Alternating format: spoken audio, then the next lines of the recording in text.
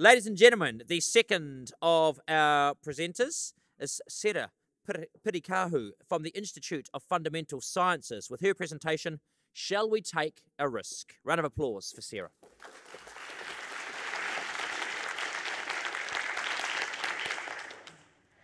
So I'm sure that everyone in this room has been in a meeting or lecture where you suddenly started thinking to yourself, you know what?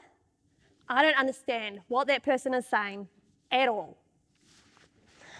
Decision makers in public health are often faced with situations like this, where experts will come to them and start rattling off statistics for disease, such as the relative risk, odds ratio, attributable fraction, like they expect everyone to know exactly what all these things actually mean.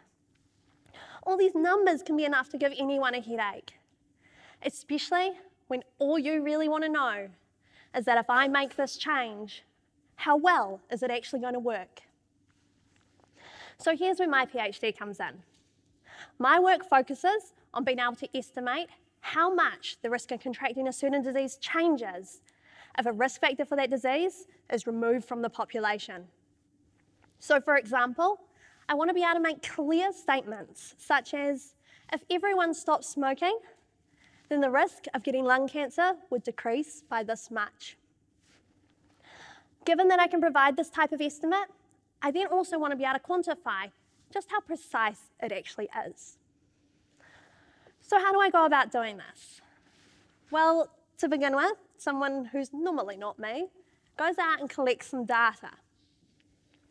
Based on the way in which this data is collected, I then develop statistical models to explain the relationship between disease and exposure. Once this relationship's known, I can then calculate the reduction in risk by looking at the difference between our observed data and the ideal situation, say when nobody smokes. Estimating this reduction in risk is easy enough. The tricky part is quantifying its uncertainty, which few people have done. This uncertainty occurs because I want to be able to estimate the reduction in risk for a whole population of people.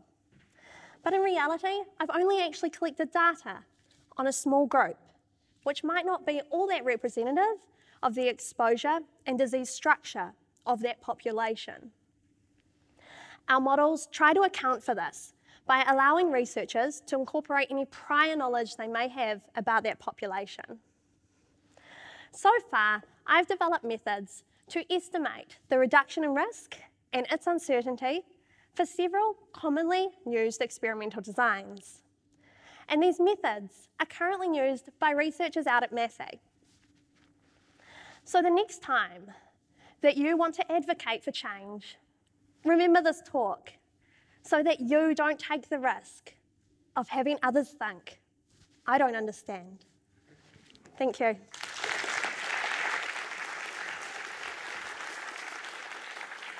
Nice timing, Sarah. 3 seconds to go.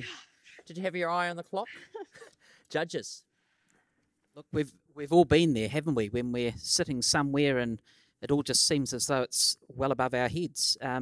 Thankfully, that was not the case in terms of you being able to present that this evening. I think you've done a sterling effort. The slide that you've used is a great, iconic approach to what it is that you are talking about. Yes, the decision-making process is important, what you have referred to as this risk factor, being able to identify it, but more importantly, looking at opportunities to move forward in terms of the reduction of risk, which I think will lead to better outcomes for the community, including all sorts of different demographics. So thank you for sharing that with us tonight.